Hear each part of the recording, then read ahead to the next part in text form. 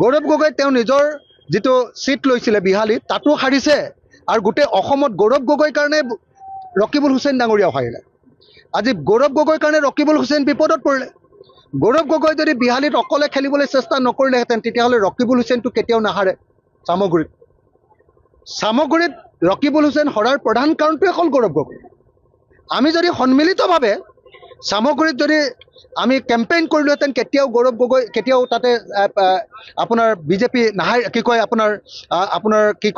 BJP জিকিব নোৱাৰিলেহেঁতেন। কেতিয়াও আপোনাৰ গৌৰৱ আপোনাৰ ৰকিবুল হুছেইন ডাঙৰীয়া কেতিয়াও নাহাৰিলেহেঁতেন, তেওঁৰ পুতেক কেতিয়াও নাহাৰিলেহেঁতেন।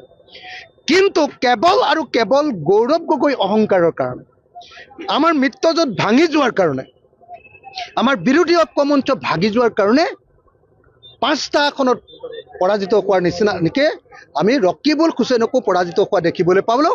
এখন একদম পৰ্যায়ক্ৰমে এখন আসন সেইখনক আমি পৰাজিত হোৱা দেখিবলৈ পালোঁ। কালি এটা বৰ দুৰ্ভাগ্যজনক ঘটনা ঘটিছে। যদিও ভূপেন বৰা ডাঙৰীয়াই কৈছে যে বিজেপি বিৰোধী শক্তিবিলাকক আমি চবকে একলগ কৰিম, আমি ভূপেন বৰা ডাঙৰীয়াৰ কথাটোক আদৰণি জনাইছোঁ, কিন্তু একেটা সময়তে আমি দেখিবলৈ পাইছোঁ যে গৌৰৱ গগৈ কিন্তু অহংকাৰ তাৰ পাছতো কমি যোৱা নাই। ইলেকশ্যনত হৰাৰ পাছতো গৌৰৱ গগৈ অহংকাৰ কমা নাই। এইটো বৰ দুৰ্ভাগ্যজনক কথা। গৌৰৱ গগৈ ইলেকশ্যনত হৰাৰ পাছত কি কৈছে? গৌৰৱ গগৈ ইলেকশ্যনত হৰাৰ পাছত কৈছে যে তেওঁলোকৰ বিহালীত খেলিবলৈ লোৱাৰ সিদ্ধান্ত তেওঁলোকৰ সঠিক আছিলে। গৌৰৱ গগৈ তেওঁ নিজৰ যিটো সিট লৈছিলে বিহালীত তাতো হাৰিছে আৰু গোটেই অসমত গৌৰৱ গগৈৰ কাৰণে ৰকিবুল হুছেইন ডাঙৰীয়াও হাৰিলে। আজি গৌৰৱ গগৈৰ কাৰণে ৰকিবুল হুছেইন বিপদত পৰিলে। গৌৰৱ গগৈ যদি বিহালীত অকলে খেলিবলৈ চেষ্টা নকৰিলেহেঁতেন তেতিয়াহ'লে ৰকিবুল হুছেইনটো কেতিয়াও নাহাৰে।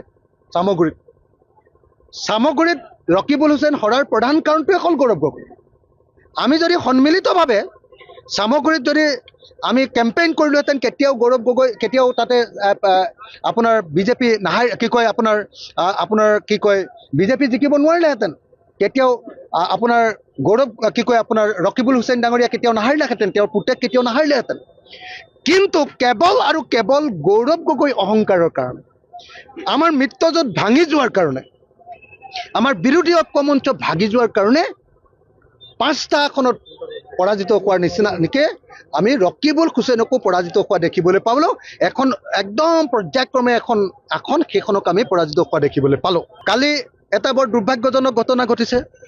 যদিও ভূপেন বৰা ডাঙৰীয়াই কৈছে যে বিজেপি বিৰোধী শক্তিবিলাকক আমি চবকে একলগ কৰিম, আমি ভূপেন বৰা ডাঙৰীয়াৰ কথাটোক আদৰণি জনাইছোঁ, কিন্তু একেটা সময়তে আমি দেখিবলৈ পাইছোঁ যে গৌৰৱ গগৈ কিন্তু অহংকাৰ তাৰ পাছতো কমি যোৱা নাই। ইলেকশ্যনত হৰাৰ পাছতো গৌৰৱ গগৈ অহংকাৰ কমা নাই। এইটো বৰ দুৰ্ভাগ্যজনক কথা। গৌৰৱ গগৈ ইলেকশ্যনত হৰাৰ পাছত কি কৈছে? গৌৰৱ গগৈ ইলেকশ্যনত হৰাৰ পাছত কৈছে যে তেওঁলোকৰ বিহালীত খেলিবলৈ লোৱাৰ সিদ্ধান্ত